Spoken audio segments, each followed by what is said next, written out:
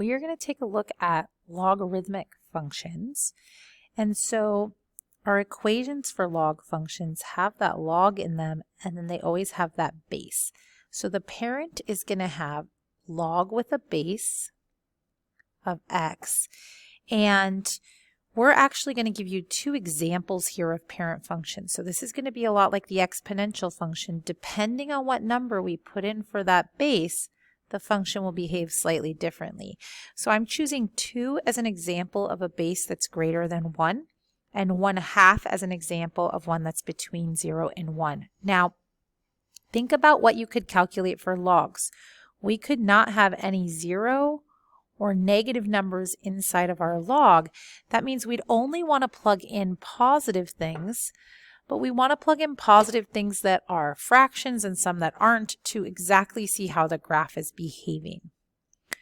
So for the parent function, with a base of 2, I want to choose to plug in things that I know are powers of 2, some that are negative powers of 2 and some that are positive powers. So these are the numbers that I would choose. Where 1 is kind of the pivot point since I'm not plugging in 0 or negatives, it's more like numbers above 1 and below 1. And then when I plug these in, so when I plug in 1/4, remember what I'm calculating? I'm calculating log base 2 of 1/4, and that is really interpreted as what exponent do you put on 2 to get 1/4, and that would be -2. And if I went to finish calculating these are the values I would get for that logarithm. Now, for some of you, that's going to be a big struggle coming up with that parent function. So I have some advice.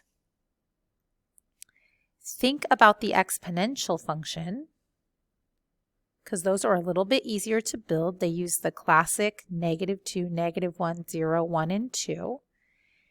And think if you were using this as an exponential function instead of a log function with a base of 2, the answers that you would get. And then, if you want, you can just use the inverse of that as the parent for the log function. However, now it takes you 2 tables just to get your parent function, and you still have to do the transformation table. So just be aware it's a little bit of extra work, but sometimes can very much mean the difference between someone being able to do this or not. So if I were to do that process for this second parent function, I would think exponential. Remember, this is not really part of the log problem. It's a little bit of a relationship that's just helping me not have to memorize something else new. I would think about this exponential if the base were 1/2, but again, I would always use these 5 values to plug in. And then I would see the results that I get with a base of 1/2. And then I would have my log function by the inverse of that. So the parent for my log function is actually these values being plugged in for x, and I would get these values for y. Now, because the place that you can't plug in logarithms is 0 and negatives, it's like there's this wall vertically saying, hey, you can't plug in anything past this. That's our asymptote. So an asymptote for a log function is a vertical line. So you're going to see it with an x equals 0 equation rather than a y equals 0 equation. And then I'm going to plot these points. So 1/4 -2, 1/2 -1, 1, 0, 2, 1, and 4, 2. And that's going to give me this logarithmic curve.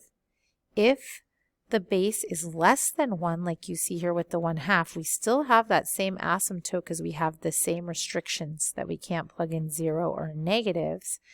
But you'll see the curve just goes in a different direction. So we have 4, -2, 2, -1, 1, 0, 1/2, 1, 1/4, 2.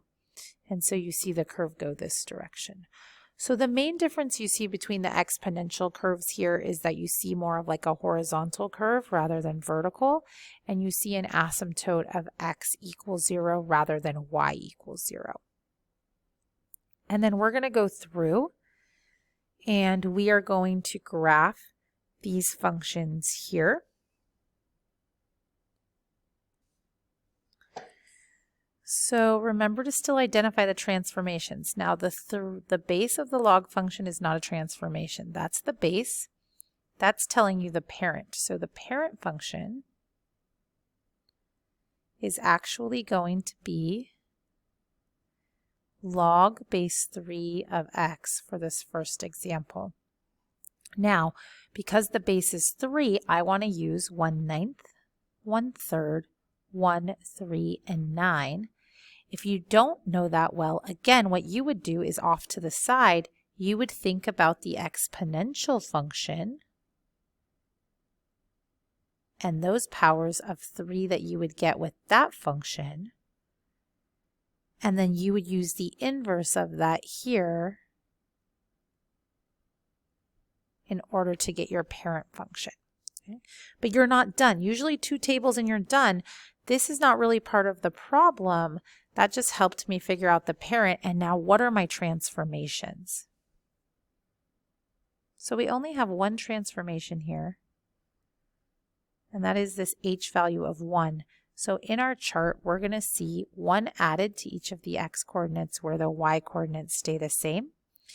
And just like I did with exponential functions, I'm going to include my asymptote near my chart because it's an x equals 0, I can transform it the same way I would transform all x values. So 1/9 plus 1, you guys can put it into a calculator, or you can leave it as 1 and 1/9. 1/3 plus 1 is 1 and 1/3. 1 plus 1, 3 plus 1, and 9 plus 1. And then 0 plus 1 would give us a new asymptote at 1. Okay, and that's telling us that that asymptote is going to go here, and we expect our graph to exist all on one side of that. Okay, and then for our y values, they would all remain the same. And I'm sorry, I should have put this information in your table of points here. You would have your parent, and then you would have this final chart that we just came up with. Okay, and we're going to plot these points on the graph, and we're going to see what this curve looks like. And hopefully it looks like a log curve. So 1 and 1/9 is just slightly more than 1, -2. 1 and 1/3 is just slightly more than 1. Oops, sorry, plotted that wrong. So 1 and 1/9, -2. 1 and 1/3, -1. 2, 0. 4, 1. And 10, 2 would be off, but I can already see this curve, and it's exactly what I expect.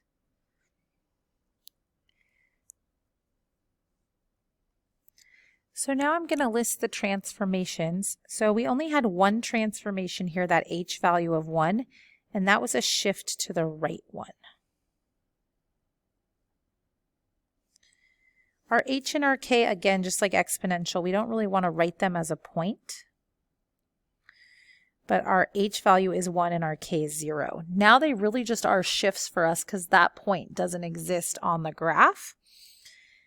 Our domain, so notice there's that asymptote that's like a wall, and the points only exist to the left or to the right. So our asymptote is at 1, and the points are only over here. That's telling us our domain. The x's are all greater than 1. Or if you wanted to say that with interval notation, that's from 1 to infinity, but not equaling 1. Our range, though it's slow, it does rise upward forever in that direction and downward here. So we will reach all different values of y. So we have all real numbers or -infinity to infinity. So when we look at example 2, we see some other transformations happening here. We have an a value of -2. And this 4, remember, it's not in parentheses, then only the x is. So this is a k value of 4. So our parent function for this is a log with base of 1/3. And again, if you're unsure how to get that, go off to the side and think about an exponential function with 1/3 as the base. Think about the values that you would get, and then use the inverse of that as your log function here. And then normally our asymptote is at 0. And then for our transformations here, they're all vertical. Nothing is happening horizontally. So that means all the x values of our points will remain with the same x values, and so will our asymptote. But vertically, we have multiplication by a -2 and then shifting 4. So we'll adjust each of our values by those. -2 times -1 is 2, plus 4 is 6. 0 would give me 4. When I plug in 1, I would get 2, and when I plug in 2, I get 0. Now the transformations are all vertical, and there's 3. The negative's a reflection, the 2 is a stretch, and the 4 is a shift. So I have a vertical reflection, or if you would prefer to call that reflection over the x-axis, you can. I have a vertical stretch, and I have a shift up 4. My h value is 0. There's no adjustment left or right, but my k value is 4. Okay? And let's look at this on the graph. So we have our asymptote still at 0. And we have points at 9, 8. That's a little far for me to plot, but let's see, 3, 6, 1, 4, 1/3, 2, and 1/9, 0. So I can still see that curve. It is a little vertically stretched. You can see it in the curve. And again, the domain, that asymptote's really showing me that all the x's have to be bigger than 0. They have to be on the right side of that asymptote. Or in interval notation, that's from 0 to infinity, where we don't equal 0. And the range is all real numbers. Now I want you to add to your notes the x and the y-intercept. So for the first equation, for the x-intercept, we're going to set y equal to 0. So I'm going to make sure I write this equation right. So remember how we solve log equations. If you had two equivalent logs with the same base, you can set stuff equal. If not, we're looking to rewrite. So this is 3 to the 0 power equals x minus 1. Anything to the 0 power is 1, so this is really 1 equals x minus 1. If I add 1, I see that x is 2, and my x-intercept is the point 2, 0. For my y-intercept, I will set x equal to 0. I will see in this case that this simplifies to say log base 3 of -1, and we cannot have a negative number inside that log. That makes it undefined, which means we can't finish calculating the y-intercept. That means there is no y-intercept.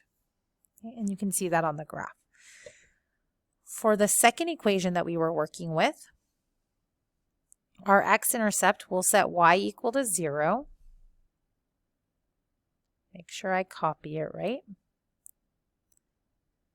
And now this time to solve, the log is not alone yet, and we need that to happen. So I'm going to subtract 4 from both sides.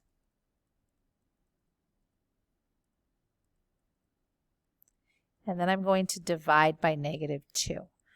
So I have 2 equals log base 1/3 of x. And now I'm going to rewrite it in that exponential form. So this is 1/3 to the second power will equal x, and that is 1/9. So my x-intercept is 1/9, 0. And my y-intercept for this equation, if I plug 0 in for x, notice that the first calculation I need to do is log base 1/3 of 0. Again, you can't have 0 inside of there. That would make that logarithmic function undefined. That means this quantity cannot be calculated, which means we don't have a y-intercept. The calculation cannot be completed. All right, let's look at another one. Looking at number 3, again, here this has a b value, so it's going to be key for us to rewrite this function so that we can see that b value separated from that x minus h quantity, and that involves a little bit of factoring. And so what I see in the equation is that the 2 is part of my parent function, so I expect my parent function to be log base 2 of x, and I'll make those points. And then for my transformations, I see a b value of -2. How that will be used with my charts is to multiply x values by -1/2, the reciprocal of b, and that is 2 transformations. Horizontal, because it's happening to x, it's a horizontal reflection, or you could call that a reflection over the y-axis. That's all because of the negative, and because of the 1/2, I would call that a horizontal compression. I then have an h value of 2 and a k value of -3. Those are both causing shifting. So I will shift right 2 and down 3. And my h value will be equal to 2 here, and my k value will be equal to -3. So let's do some transformations and look at the graph. Again, if you struggle with parent functions, take that extra step to think about the exponential function first. Those have nice consistent x values to plug in and to see what we get for that function. And the log is the inverse of that function. So again, using the inverse to have these values. So now we're going to transform. So we already put in our b value and how we'd use that. Our h will shift things to the right 2, and our k value will shift vertically down 3. So I'm going to take this x value of 1/4, multiply it by -1/2, and add 2. Just a reminder of how our fractions work. -1/2 times -1/4 is -1/8. Plus 2, you can think of 2 as 16/8 if you wanted common denominators. That would give us 15/8, or 1 7/8. You can also have that in decimal form since we are allowing you guys to use a calculator this time. So next I'm plugging in 1/2. So that's -1/4 plus 2, but I could think of 2 as 8/4. So this would be 7/4, or 1 3/4.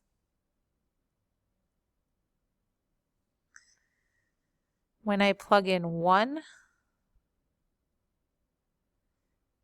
I'm going to get -1/2 plus 2. I could think of 2 as 4/2 if I wanted to, which will give me 3/2, or 1 1/2. When I plug in 2, 2 times -1/2 is going to be -1. -1 plus 2 will be 1. And then with 4, this will give me -2 plus 2, and that will be 0.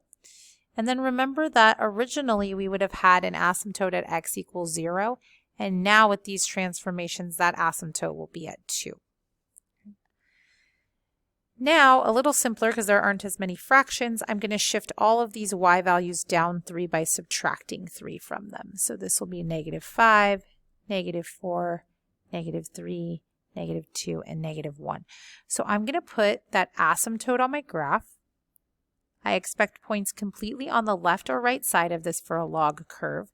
So 1 7/8 is almost 2, and then -5. 1 3/4, -4. 1 1/2, -3. 1, -2, and 0, -1. So you can see that log-shaped curve on here, which is what we were looking for. So that looks good. And then our domain is everything on the left side of that asymptote, and that asymptote was at 2. So it's all x is less than 2, or from -infinity up until 2, but not including 2. And our range is all real numbers, or -infinity to infinity. All right, one last example here. And in this example, our base is 1/2, yet again, compared to a problem up above. So we already have that parent function up there. Oops. But your parent function is going to be log base 1/2 of x. And so we want to have those points in the asymptote. And again, if I'm struggling with this, I'm going to think about the exponential function and build its parent. So I can do that from the last lesson.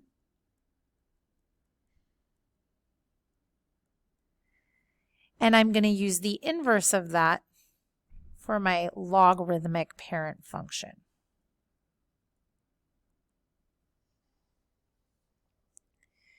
Now I'm going to transform that. So transformations that I see, a b value of 2, and remember how we use that? That will be 1/2 multiplying x, and we would call that a horizontal compression. And we have a k value of 1. That would be addressed in our chart by shifting all the y coordinates up 1, and we would say that as a shift up 1. So here are the x values that we're going to see when we multiply them all by 1/2, and our asymptote would remain at 0 even after multiplied by 1/2. And then we'll shift all of our y values up 1. So I'm adding 1 to each of those y values. I'm going to plot my asymptote, and I expect my curve to take place completely on one side of the asymptote. So 2, -1, 1, 0, 1/2, 1, 1/4, 2, 1/8, 3. So we can see that curve forming. See how that's behaving. Again, our h and k values aren't a point here, but we do want to know what they are. So there was no h value and a k value of 1. And our domain is that our entire graph is on the right side of that asymptote. So x values are all greater than 0, or from 0 to infinity but not equal to 0. And our range again is all reals, or -infinity to infinity.